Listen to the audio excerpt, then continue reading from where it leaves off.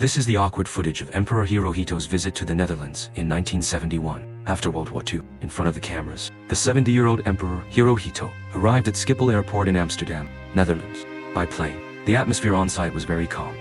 Apart from a few reporters trying to get exclusive news, the only people there to greet the emperor were the Dutch court's chief steward and female attendants in long robes. Not a single member of the royal family showed up.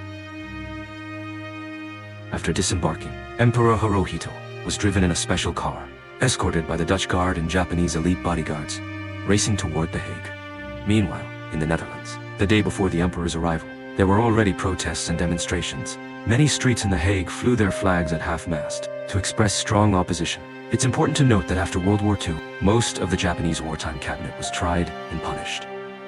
But Hirohito successfully avoided judgment. As a result, many people saw him as a fugitive and even an unforgivable criminal. However, Emperor Hirohito seemed unfazed, continuing to visit famous tourist sites in the Netherlands. But his stiff movements betrayed his inner unease. When he arrived at the Euromast in Rotterdam that afternoon, he almost stumbled and fell to the ground. The emperor's rigid expression was in stark contrast to the shouts and insults from protesters lining the streets, making the scene even more unsettling.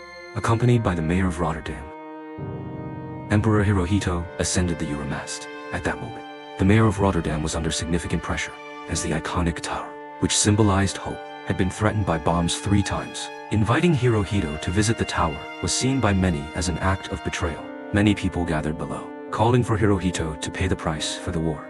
The next day, Emperor Hirohito continued to tour Amsterdam. When his convoy entered Artes Zoo, 2 angry Dutchmen rushed at the vehicle, but they were intercepted by security and failed to carry out the attack. Unlike the mayor of Rotterdam, the mayor of Amsterdam refused to meet with the emperor. As the emperor's convoy left the zoo, the streets were lined with protesters, many shouting slogans and accusing him. On the streets the convoy passed, Japanese flags were burned in protest. Amidst the protests, the emperor's convoy arrived at the Rijksmuseum in Amsterdam. Facing reporters and cameras, Hirohito struggled to force a smile, but the events of these few days in the Netherlands were likely unforgettable for him. Of course, as a member of the royal family, Queen Juliana of the Netherlands symbolically hosted the emperor for lunch at Soestdijk's palace. However, to quell the controversy, the Dutch royal family stated that this was a private visit by the emperor, and the invitation for lunch was a basic diplomatic courtesy to another head of state. But this did not calm the anger of the Dutch public.